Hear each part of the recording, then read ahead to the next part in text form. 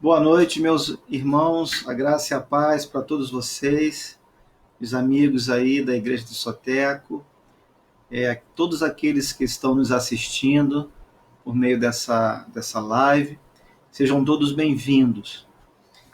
Nós estamos aqui para dar continuidade ao compartilhamento da palavra do Senhor, no intuito de alimentar, né, todos aqueles que têm sede e fome de Deus.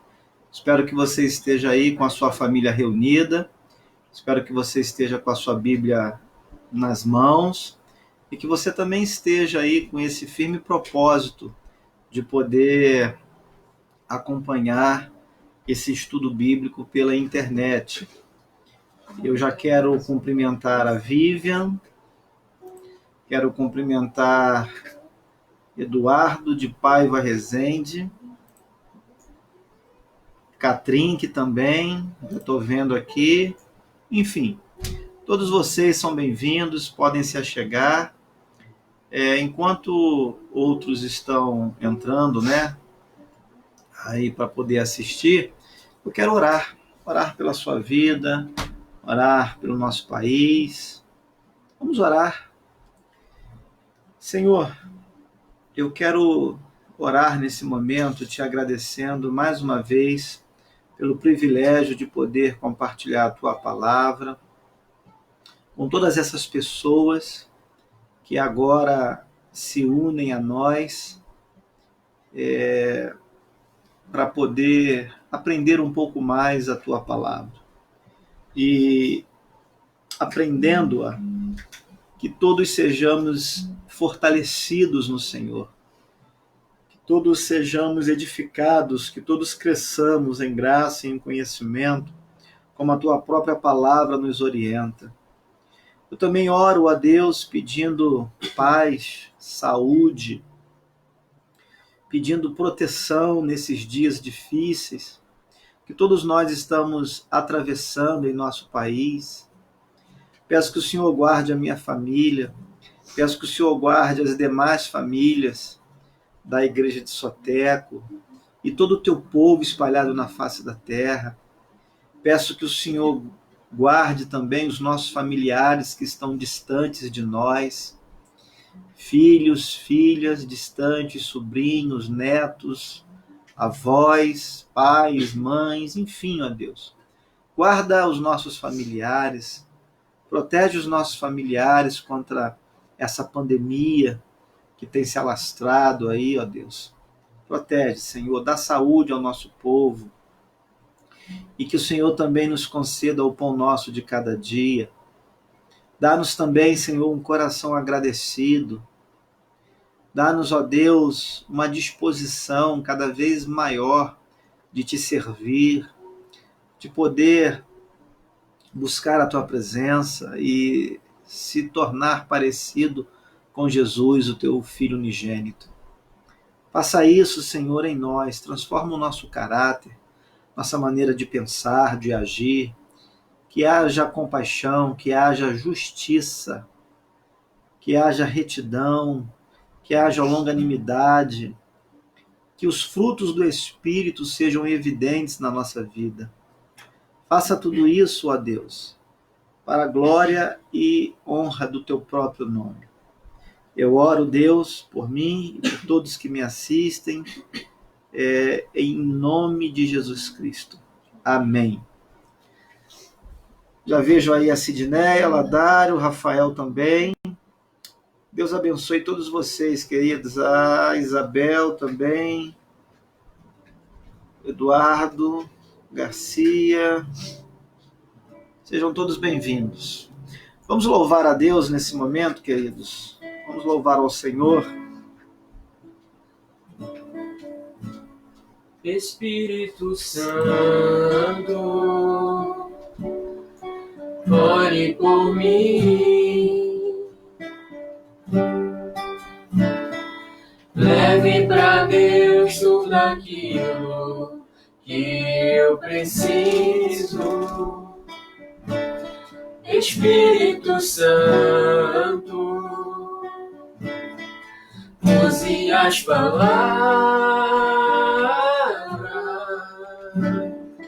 que eu necessito usar, mas não consigo.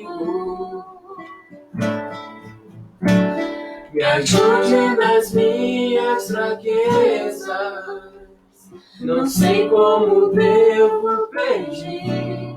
Espírito Santo, vem interceder por mim. Todas as coisas cooperam para o bem daqueles que amam a Ti. Espírito Santo, vem orar por mim. Estou clamando, estou pedindo, só Deus sabe a dor que estou sentindo. Meu coração está ferido, mas o meu clamor está subindo. Estou clamando, estou pedindo, só Deus sabe a dor que estou sentindo. Meu coração está ferido, mas o meu clamor está subindo. Espírito Santo, ore por mim.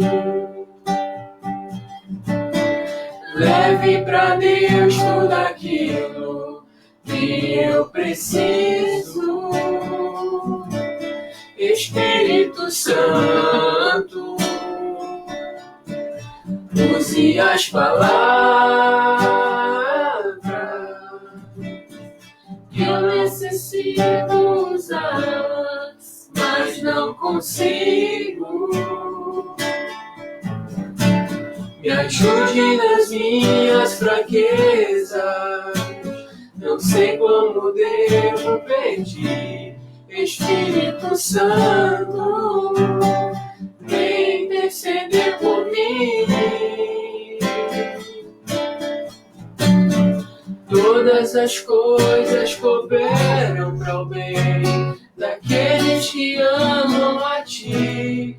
Espírito Santo, vem orar por mim. Estou clamando, estou pedindo, só Deus sabe a dor que estou sentindo. Meu coração está ferido, mas o meu clamor está subindo. Estou clamando, estou pedindo, só Deus sabe a dor que estou sentindo. Meu coração está ferido, mas o meu clamor está subindo.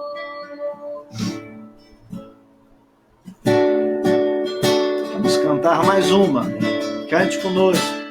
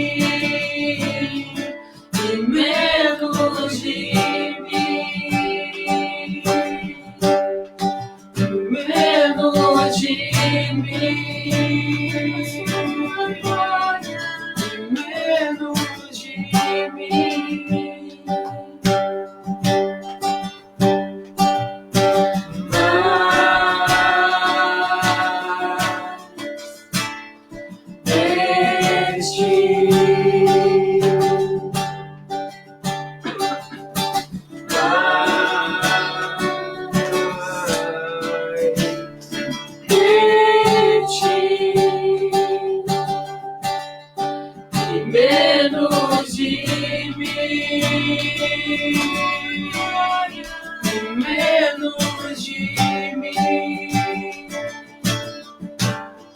e menos de mim, e menos de mim.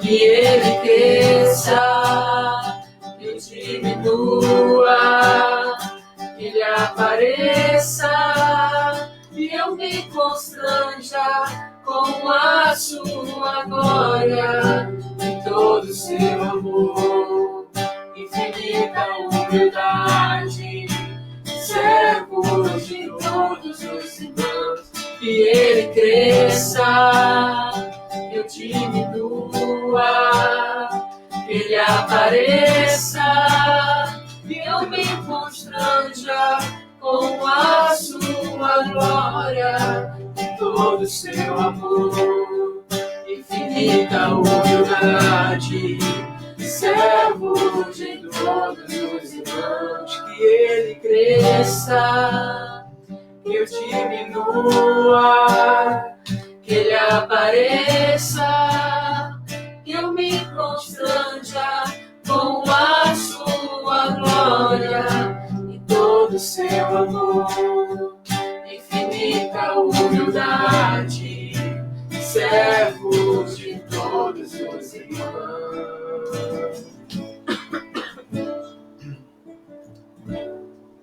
Amém.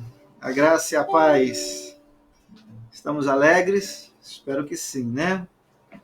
Bem, quero pedir então que você abra a sua Bíblia no Evangelho de João, como eu já avisei aí no fórum, no capítulo 7, a partir do versículo 25. Deixa a sua Bíblia aberta aí, porque nós vamos dar continuidade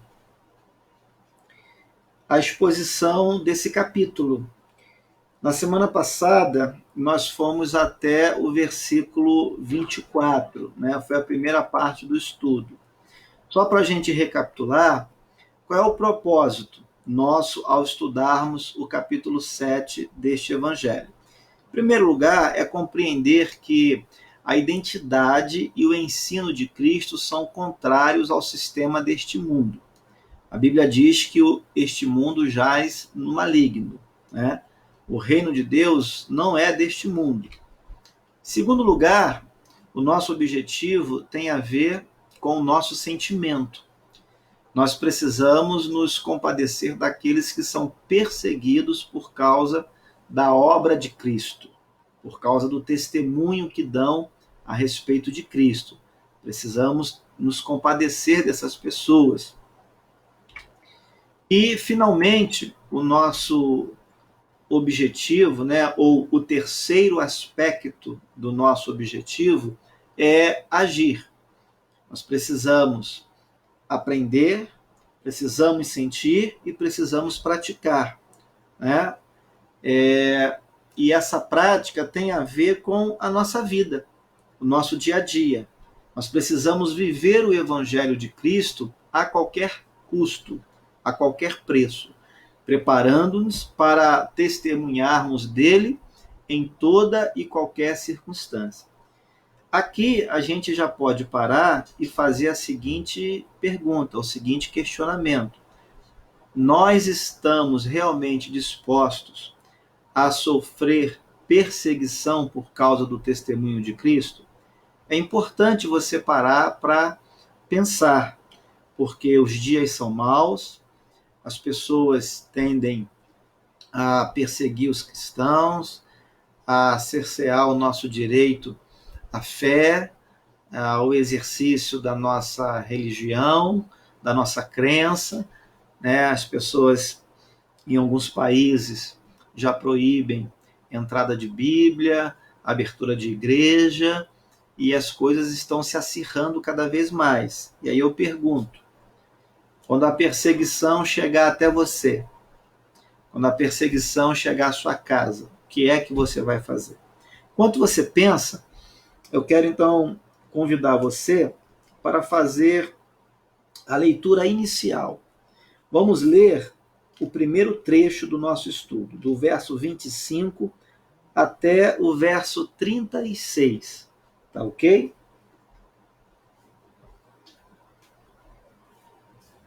Vamos lá. Diz assim: diziam alguns de Jerusalém, não é este aquele a quem procuram matar? Uma pergunta. Eis que ele fala abertamente e nada lhe dizem. Porventura, reconhecem verdadeiramente as autoridades que este é de fato o Cristo? Nós, todavia, sabemos de onde este é. Quando, porém, vier o Cristo, ninguém saberá de onde ele é. Veja que coisa interessante, né? Eles estão falando que sabem de onde é a origem de Jesus, né? Lá de Nazaré, né? Lá da Galileia, mas eles estão ainda se questionando, né? A respeito da vinda do Cristo. Não se deram conta de que eles estavam diante do próprio Cristo. Verso 28. Jesus, pois, enquanto ensinava no templo, clamou, dizendo: vós não somente me conheceis, mas também sabeis de onde eu sou. E não vim porque eu de mim mesmo o quisesse, mas aquele que me enviou é verdadeiro, aquele a quem vós não conheceis. Então veja que Jesus está declarando a sua total obediência ao Pai. O Pai, desde a eternidade, planejou a vinda do Filho. O Pai quis que o Filho viesse. E o Filho, em obediência, veio. Então Jesus está nos dando aqui uma importante lição. O discípulo de Jesus, o Filho de Deus, precisa ser uma pessoa obediente às ordens do Pai, à palavra do Pai. Então, se você quer ser filho de Deus e continuar andando em desobediência a Ele, alguma coisa está errada e precisa ser transformada. Verso 29. Eu o conheço. Jesus está dizendo que conhece o Pai. Porque venho da parte dele e fui por ele enviado. Então procuravam prendê-lo, mas ninguém lhe pôs a mão, porque ainda não era chegada a sua hora. Grife isso aí na sua Bíblia, por favor. Procuravam prendê-lo, mas ninguém lhe pôs a mão, porque ainda não era chegada a sua hora. Verso 31. E, contudo, muitos de entre a multidão creram nele e diziam: quando vier o Cristo, fará porventura maiores sinais do que este homem tem feito? Veja que, apesar de toda a controvérsia, alguns criam. Verso 32. Os fariseus, ouvindo a multidão murmurar estas coisas a respeito dele, juntamente com os principais sacerdotes, enviaram guardas para o prenderem. Disse-lhe Jesus: ainda por um pouco de tempo estou convosco, e depois irei para junto daquele que me enviou. Haveis de procurar-me, e não me achareis. Também aonde eu estou, vós não podeis ir. Olha que revelação Jesus está fazendo aqui. Jesus está anunciando a sua morte, né? A sua ressurreição e a sua volta para o céu, para junto do Pai, de onde ele saiu. Mas Jesus também está revelando aqui que aquelas pessoas que não criam nele não poderiam estar com ele. Verso 35, então. Disseram, pois, os judeus uns aos outros: para onde irá este que não o possamos achar? Perceba que eles não compreenderam os ensinamentos de Jesus. Irá, porventura, para a dispersão entre os gregos, com o fim de os ensinar? Estão com dúvida, eles não conseguem ter discernimento, compreender o que Jesus ensina. E, finalmente, o verso 36, por enquanto. Que significa, de fato, o que ele diz? Haver de procurar-me e não me achareis. Também aonde eu estou, vós não podeis ir. Bem, o que nós precisamos compreender aqui é que toda essa controvérsia, todo esse debate girou em torno do caráter de Jesus Cristo. Se você voltar ao estudo de semana passada, ou mais especificamente no versículo 12, você vai perceber que algumas pessoas que estavam discutindo, né, que estavam participando da festa das cabanas, achavam Jesus bom. Outras pessoas, ainda no versículo 12, achavam que Jesus era um enganador. Se você avançar até o versículo 20, você vai perceber que a multidão dizia que Jesus estava possesso por demônio. Olha que contradição. Jesus fazendo a obra do Pai por meio do Espírito Santo e as pessoas dizendo que Jesus estava possesso de demônio. E no versículo 26, acompanha aí na sua Bíblia, né, havia também aqueles que afirmavam que Jesus era o Cristo. Bom, diante de toda essa controvérsia a respeito do caráter do Senhor Jesus Cristo, a gente pode fazer aqui uma reflexão. E eu quero propô-la a você. Quem realmente Jesus é para você? Jesus é bom? Jesus é um impostor? Jesus é alguém que faz milagres possuído por demônio? Ou Jesus realmente é o Cristo? A palavra Cristo significa ungido, significa separado. Alguém que foi especialmente separado para desempenhar um serviço ou uma finalidade especial, específica. Jesus foi separado pelo Pai para morrer na cruz do Calvário em substituição aos pecadores, a mim e a você. Mas você tem realmente essa concepção? Como é que você entende que Jesus é? O que Jesus representa para você? Eu quero levar você, aí mesmo na sua Bíblia, a João, né, aqui mesmo nesse Evangelho, capítulo 14, versículo 6. Jesus diz o seguinte: eu sou o caminho, a verdade e a vida. Então, Jesus é essa pessoa que tem o caminho que nos leva de volta à presença de Deus Pai. Ele é o caminho, ele é a verdade. O que Jesus diz é verdade, é justo, é correto. Vale a pena ouvir Jesus. Vale a pena seguir Jesus.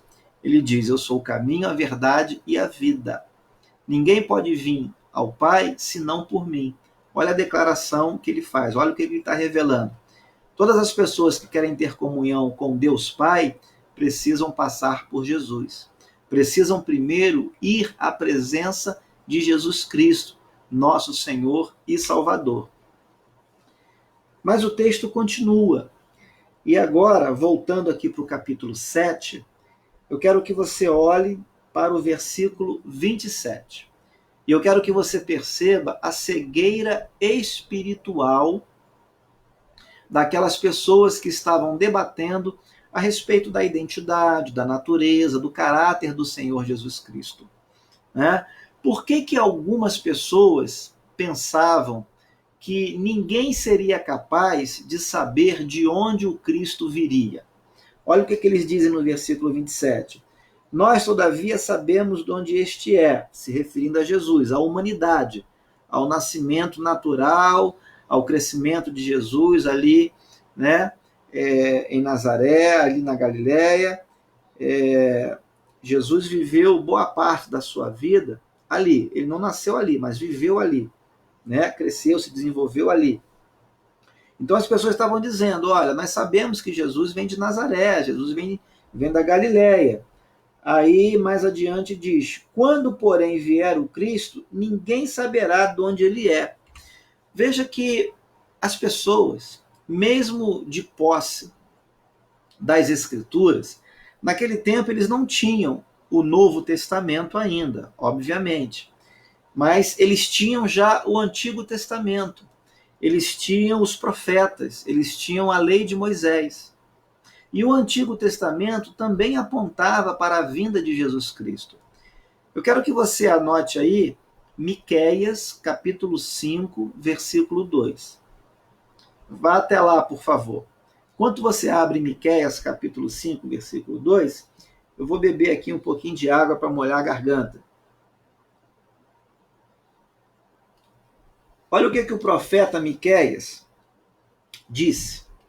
Miqueias falou o seguinte, olha: e você, Belém Efrata, que é pequena demais para figurar como grupo de milhares de Judá, de você me sairá aquele que há de reinar em Israel, e cujas origens são desde os tempos antigos, desde os dias da eternidade.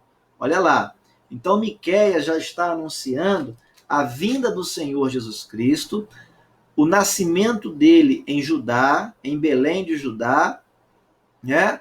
E esse propósito era já desde a eternidade.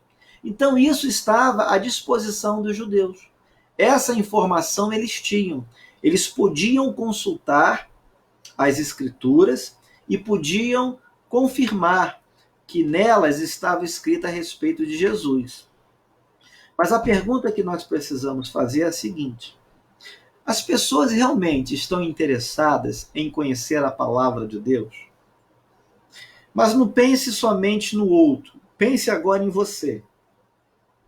Você conhece a palavra de Deus? Você tem interesse em conhecê-la, em se aprofundar, em investigar o que Deus diz? Eu quero que você abra a sua Bíblia no Evangelho de Mateus agora, no capítulo 22, verso 29. Vamos lá? O que Mateus vai dizer aí? Né?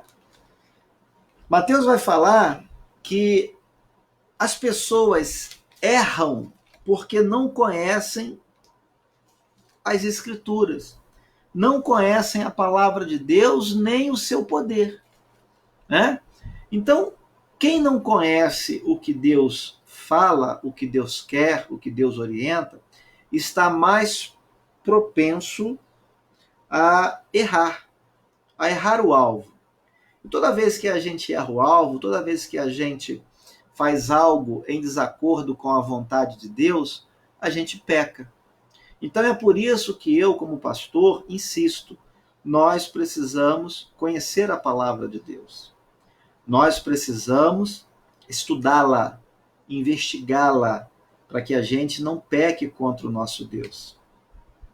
Mas tem um outro ponto que eu quero destacar, voltando lá para o capítulo 7 do Evangelho de João, a partir do versículo 28, que tem a ver com uma dualidade, ou seja, uma contraposição entre conhecimento intelectual e discernimento espiritual.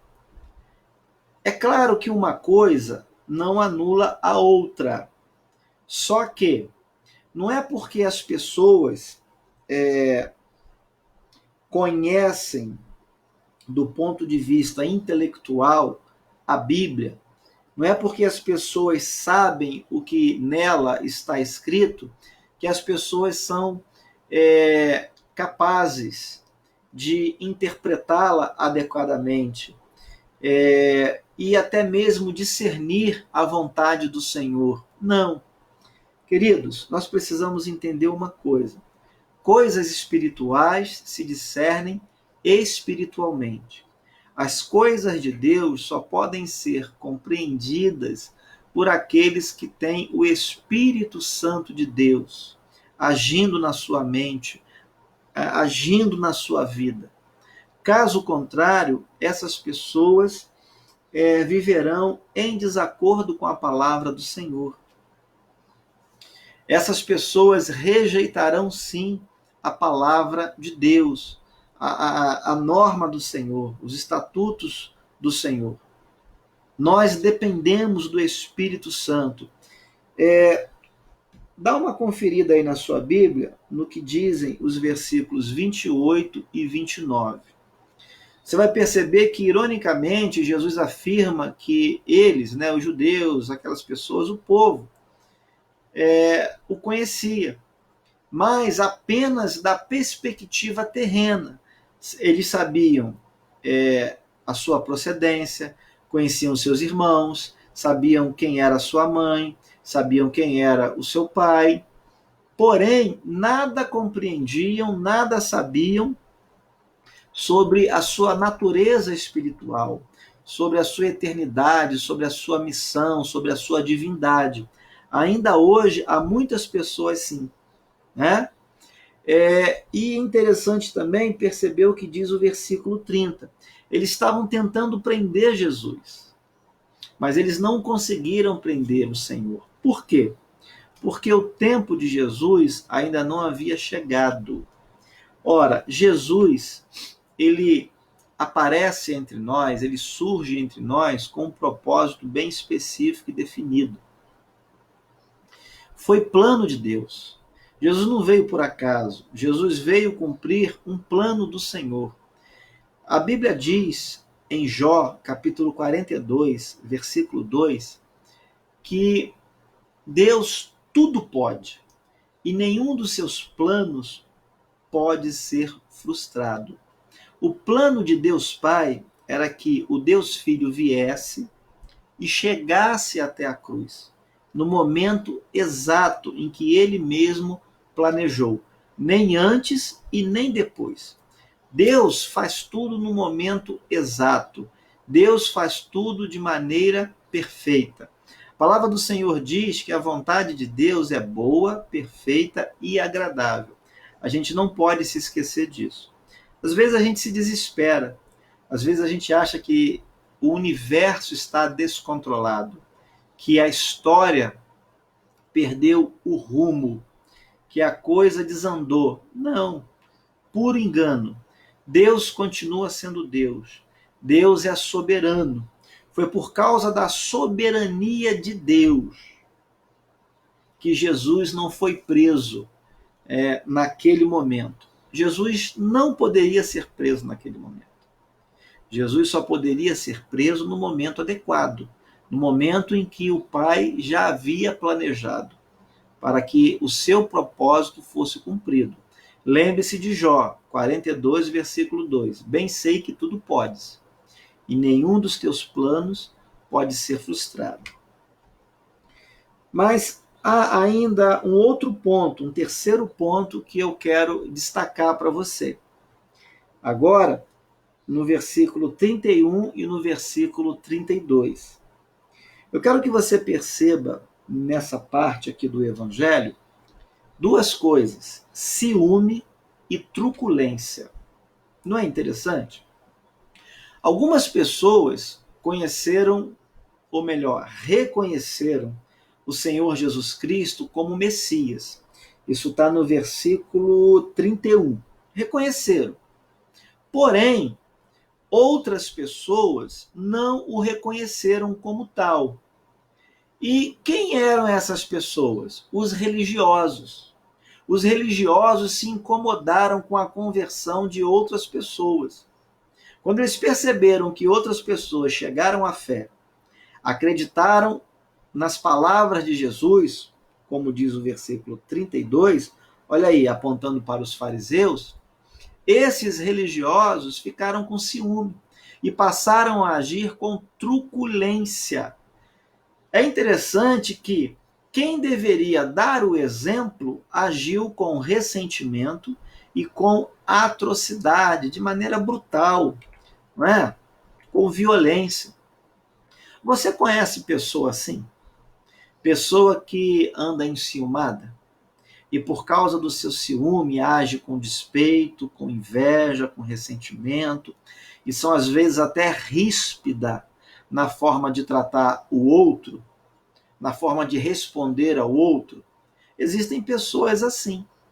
Eu quero que você abra a sua Bíblia em Filipenses, capítulo 2, verso 3. Vamos lá? Eu vou abrir junto com você. Vamos lá, Filipenses, capítulo 2, versículo 3. Veja o que o apóstolo Paulo diz.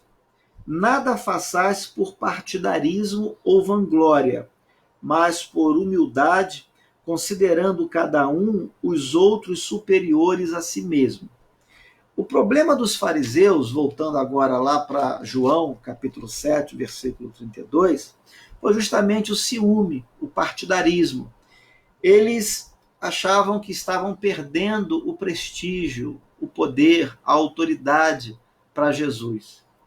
Eles não assimilavam a ideia de Jesus ter mais autoridade do que eles.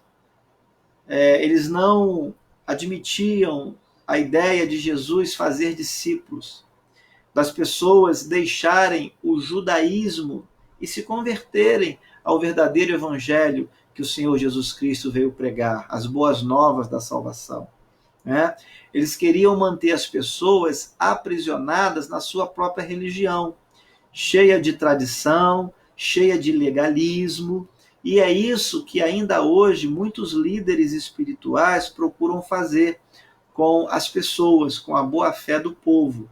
Né? Manter o povo aprisionado em ritos, em tradições, em legalismo. Isso contribui negativamente para o verdadeiro evangelho. Jesus não veio pregar uma religião.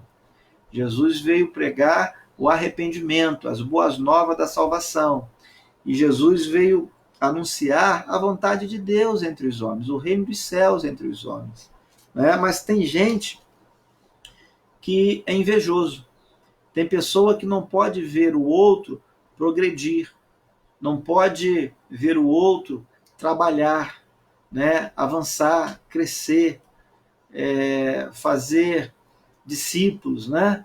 Se dar bem na vida, por exemplo, falando aqui do nosso contexto, né? Do nosso dia a dia, tem gente que não admite a vitória do outro, que o outro irmão receba uma bênção, né? Que o outro irmão receba um elogio, ou seja prestigiado. Tem gente que fica com ciúme e passa a agir de forma truculenta, né? Fica com raiva, fica com despeito. Isso é muito ruim e tem que ser evitado.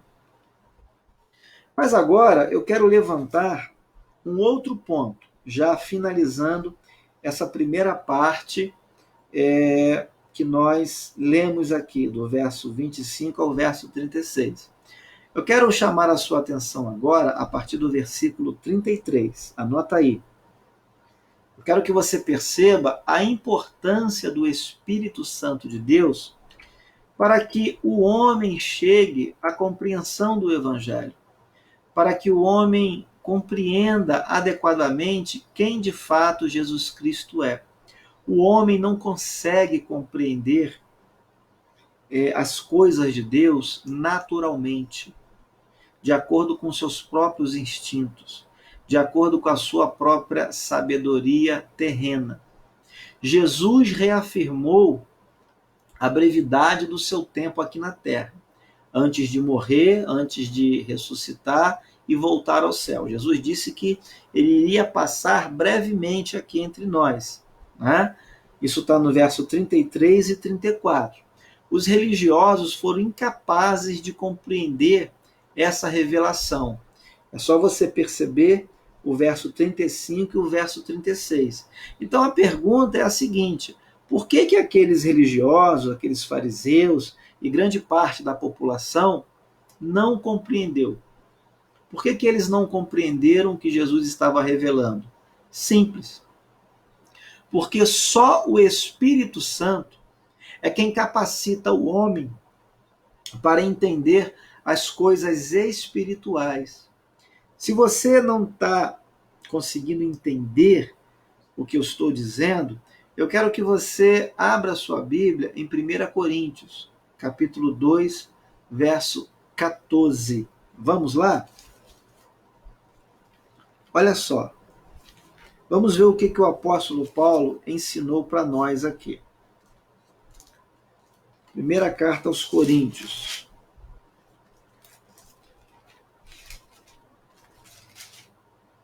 Pronto. Verso 14. Olha o que o apóstolo Paulo diz claramente.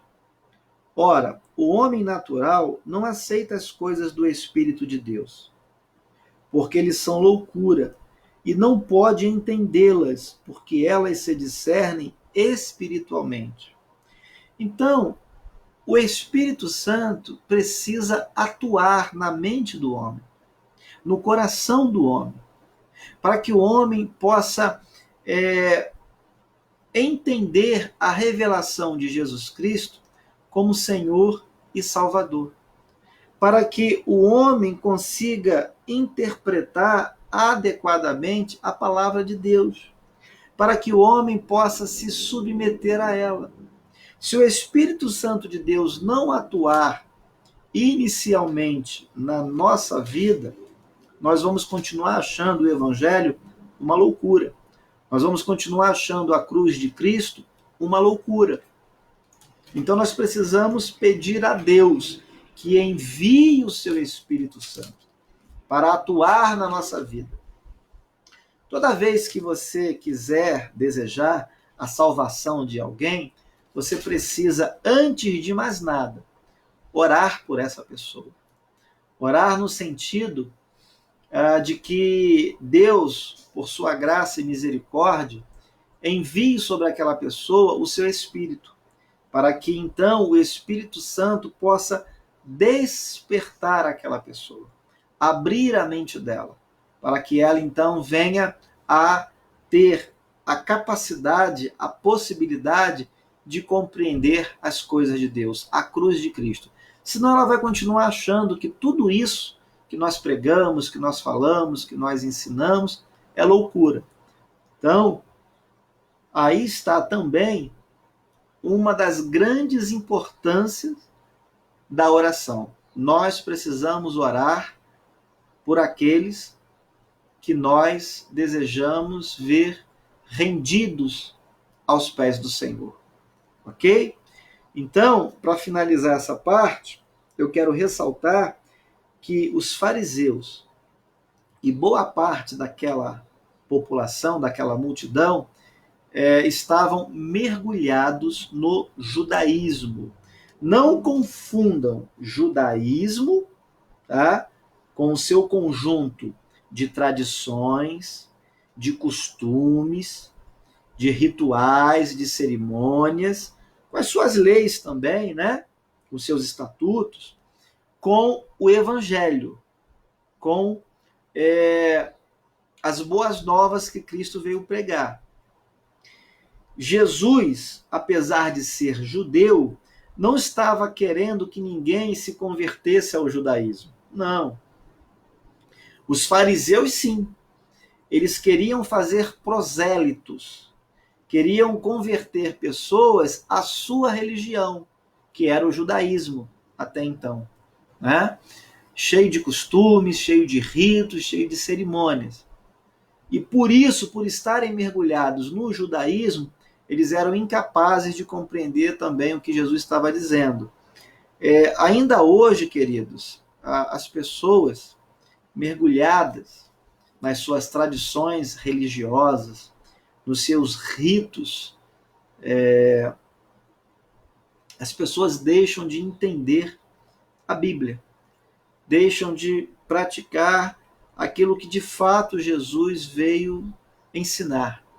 Então nós temos que ter cuidado, tá? Temos que ter cuidado com algumas tradições religiosas. Cuidado, porque não é toda religião, queridos, que vai levar você para a presença de Deus. Tá? Religião, né, significa o quê? A religação do homem com Deus. Tá? Então o homem foi desligado de Deus, né? Essa relação, esse relacionamento foi cortado. Religião vem de religare, ou seja, o homem tem que ser religado a Deus. Mas cuidado, o judaísmo, por exemplo, naquela época, né, estava atrapalhando aquelas pessoas de se aproximarem de Jesus. Então temos que ter muito cuidado com isso. Bem, caminhando então agora para o final do nosso estudo, para a segunda e última parte do estudo de hoje, eu quero caminhar com você a partir do versículo 37 agora, até o versículo 53. Eu quero destacar algumas coisas para vocês. Então eu quero convidar você a ler esse trecho da Bíblia comigo. Eu vou ler e você acompanha aí. No último dia, o grande dia da festa, Levantou-se Jesus e exclamou: Se alguém tem sede, venha a mim e beba. Quem crer em mim, como diz a Escritura, do seu interior fluirão rios de água viva. Isto ele disse com respeito ao Espírito que haviam de receber os que nele crescem, pois o Espírito até aquele momento não fora dado, porque Jesus não havia sido ainda glorificado.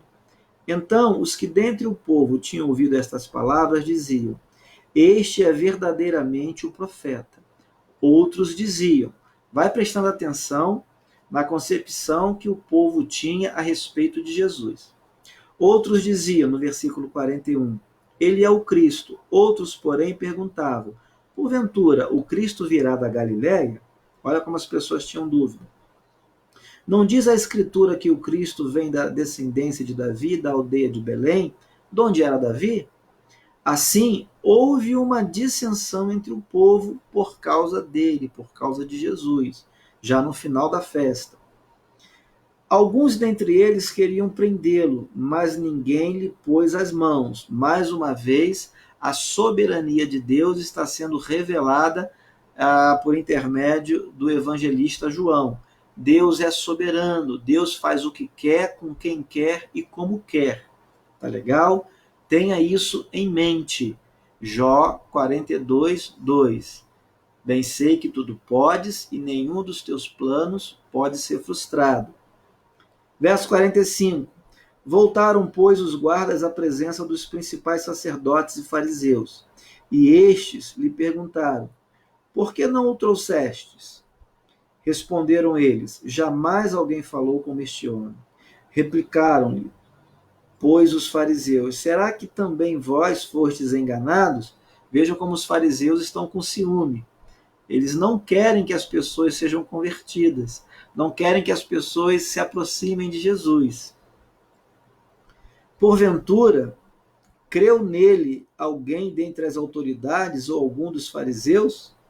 Quanto a esta plebe que nada sabe da lei, é maldita. Olha só, amaldiçoando o povo, porque alguns do povo estavam se convertendo, estavam acreditando no Cristo. Verso 50, Nicodemos, que também era fariseu, mas esse era um fariseu que se converteu. Só depois você vê João capítulo 3, né? Você vai perceber a conversa de Nicodemos com o Senhor Jesus Cristo. Então Nicodemos, um deles, ou seja, um dos fariseus que antes fora ter com Jesus, perguntou-lhes: Acaso a nossa lei julga um homem sem primeiro ouvi-lo e saber o que ele fez? Veja a sabedoria de Nicodemos. Responderam eles: Dar-se-á o caso de que também tu és da Galiléia? Olha o ciúme, olha a inveja, olha o despeito. Examina e verás que da Galiléia não se levanta profeta. Olha a discriminação. Versículo 53, e cada um foi para a sua casa. Bem, as pessoas reagiram de forma diferente diante de Jesus. Mas a grande verdade é que ninguém fica neutro diante do Senhor. Eu não posso estar neutro, nem você. Ou a gente está de um lado, ou a gente está do outro. Jesus falou o seguinte: olha, quem comigo não ajunta, espalha. Essa é a grande verdade. Ou você está com Jesus, ou você está contra Jesus. Não existe a possibilidade de alguém ficar em cima do muro. Eu quero chamar a sua atenção para o que dizem os versos 37 e 38. Olha a oportunidade que Jesus dá às pessoas. E ainda hoje, essa oportunidade está aí, ó, para mim, para você, para todos. No dia de maior destaque da festa, que foi o último dia e o grande dia, Jesus foi audacioso. Olha o que ele disse: Se alguém tem sede, venha a mim e beba. Quem crê em mim, como diz a Escritura, do seu interior fluirão rios de água viva. Agora, quantos realmente estão dispostos a beber da água viva? Quantos estão dispostos a ir até Jesus, a crer em Jesus, como diz a Escritura? As pessoas querem crer em Jesus do seu próprio jeito. As pessoas querem servir a Deus à sua própria maneira. As pessoas querem ser membros da igreja de qualquer jeito. Elas querem um evangelho particular. Elas querem um Jesus que se amolde à sua maneira de vida, quando na verdade o evangelho vem para transformar a pessoa. O grande problema é que algumas pessoas querem transformar a igreja. Algumas pessoas querem transformar a Bíblia. Algumas pessoas querem um evangelho, um Deus particular. Querem que Deus admita o modo de vida delas. Quando, na verdade, elas é que têm que se converter. Elas é que têm que largar o pecado. Elas é que têm que se submeter ao que dizem as Escrituras. As pessoas estão querendo inverter as coisas. Nem todo mundo tem disposição para cumprir o que diz a palavra de Deus. A crer em Cristo, como diz a Bíblia. E aí, eu quero que você veja a reação das pessoas. Tá? Versículo 40. No versículo 40, você vai se deparar com os simpatizantes do Evangelho. Os simpatizantes de Jesus. Acham Jesus uma pessoa bacana, uma pessoa legal, gostam da igreja, gostam dos louvores, gostam da palavra do pastor, acham o pastor gente boa, um cara bacana, né? Gostam do corpo de oficiais, e às vezes tem família deles ali que frequenta a igreja, então a pessoa acaba indo, enfim, são os simpatizantes. Mas nunca se decidem, nunca assumem uma postura de pessoas convertidas. Ficam sempre por ali, por perto, né? Ficam flertando com o evangelho, mas nunca tomam uma posição. Versículo 40. As pessoas falaram, olha, este é verdadeiramente o profeta. Então as pessoas têm uma concepção superficial a respeito de Jesus, achando que Jesus é até um cara bacana, é um profeta, é alguém que fala coisa bonita, que ensinou um monte de coisa legal. No versículo 41, a gente vai se deparar com outro grupo de pessoas, um outro tipo de gente. São aqueles que verdadeiramente creem no Cristo e apontam para a verdade e proclamam essa verdade e dão testemunho. Olha o que diz no versículo 41, né? Corrigindo aí, versículo 41. Ele é o Cristo. Tá? Então, apesar de toda a controvérsia, apesar de dentro da igreja e fora dela haver os simpatizantes de Jesus, mas também existem aqueles que creem no Cristo e proclamam e pregam a verdade. Tá? Ainda no versículo 41, você vai encontrar mais um outro grupo de pessoas, um terceiro tipo de gente. São pessoas inseguras quanto à sua fé. Elas não sabem se creem, se não creem, elas vão à igreja, participam da escola dominical, ouvem a palavra do pregador e estão sempre em dúvida. Poxa, será que esse pregador está falando a verdade? Será que essa igreja realmente, o que ela está ensinando é a verdade? Então a pessoa fica indecisa. Olha o versículo 41. Por acaso o Cristo virá da Galileia? Aquelas pessoas tinham dúvida a respeito de Jesus. E ainda hoje nós encontramos assim. Pessoas que têm dúvida e por terem dúvida nunca tomam uma decisão e se posicionam verdadeiramente do lado de Jesus Cristo. Enfim, o versículo 43 diz assim: houve uma dissensão entre o povo por causa dele, por causa de Jesus. A Bíblia, querido, ela é um marco. Jesus é um marco. A palavra de Deus é um marco na história da humanidade. Né? Ou você está de um lado, ou você está do outro lado. Não existe uma terceira via, um terceiro caminho, uma terceira alternativa. Né? As pessoas estão divididas. Mas o fato é que existe o lado de Jesus e o lado sem Jesus. E nós, então, precisamos nos perguntar: de que lado nós estamos? De que lado você está? Quero que você abra a sua Bíblia em Lucas capítulo 11, versículo 23. Abra aí, por favor. Você está em João, vamos voltar, né? Lucas 11, 23. Olha o que Jesus disse. Quem não é por mim, é contra mim. E quem comigo não ajunta, espalha. Então, a pergunta permanece. De que lado nós estamos? De que lado você está? Qual é o seu lado nessa história? Como é que você reage a tudo isso? Alguns são simpatizantes de Jesus, simpatizam com o Evangelho, gostam da igreja, vão às festas, às comemorações, vão no dia do Natal, no dia do Ano Novo, participam do retiro, estão sempre ali permeando a igreja, estão sempre ali por perto, mas nunca tomam uma posição. Tem gente que está com dúvida. E você? Você conhece a verdade? Você proclama a verdade? Você crê na verdade? Bem, para fechar então o ensino de hoje, o estudo de hoje, eu quero apenas então destacar o comportamento de Nicodemos. Comportamento de alguém sábio, de alguém prudente. Também, depois de ter conversado com Jesus, né, de ter tomado uma lição de Jesus, aquilo ali fez um grande efeito na vida dele. Versículo 50 e versículo 51. Vamos ler novamente. Nicodemos, um dos fariseus, que antes fora ter com Jesus, lá em João capítulo 3, a partir do verso 1, perguntou aos próprios fariseus, acaso a nossa lei julga um homem sem primeiro ouvi-lo e saber o que ele fez? O que estava acontecendo?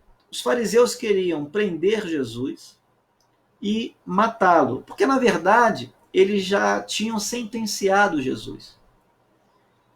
O mais interessante é que eles fizeram isso sem primeiro interrogar Jesus, sem, de forma prudente, ouvir o que Jesus tinha a dizer. Eles simplesmente tomaram essa posição contrária a Jesus. E Nicodemos questiona esse tipo de atitude, né? Nicodemos, ele ensina o seguinte: em primeiro lugar, nós precisamos ouvir. Em segundo lugar, né, depois de ouvir, aí sim, nós vamos julgar, vamos adotar uma posição, né? Vamos chegar a um parecer, mas primeiro ouvir. E, finalmente, vamos ou absolver ou condenar. O grande problema de muitos é que condenam ou absolvem sem primeiro ponderar os fatos, as circunstâncias, sem antes dar o direito de defesa à pessoa, sem antes ouvir o que a pessoa tem a dizer. Veja, mais uma vez, que a Bíblia não condena o julgamento, mas quer que isso seja feito de forma adequada. E Nicodemos está nos dando aqui uma lição. Em primeiro lugar, ouvir os argumentos. Tem gente em casa, marido, mulher, filho, pai, mãe, né, dentro das igrejas mesmo, às vezes alguma coisa acontece e as pessoas vão julgar, sem primeiro procurar saber por que aquilo aconteceu. Nós que ocupamos cargos importantes de liderança, né, fomos chamados para conduzir, para julgar, para estabelecer um juízo de valor a respeito de determinadas coisas, nós precisamos ter esse discernimento, ter essa ponderação, esse cuidado, essa sabedoria. Vamos ouvir primeiro o que a pessoa tem a dizer. Vamos olhar os fatos. Depois a gente julga e aí a gente condena ou absolve, né? Se você abrir a sua Bíblia na carta de Tiago, capítulo 1, versículo 19, você hoje vai aprender também uma importante lição. Eu quero abrir com você, né? Quero ler com você essa passagem. Olha o que Tiago diz. Tiago 1,19. Importante lição para nós. Nicodemos e agora Tiago. Tiago 1,19 diz assim: sabei estas coisas, meus amados irmãos. Todo homem, pois, seja pronto para ouvir, tardio para falar, tardio para seirar.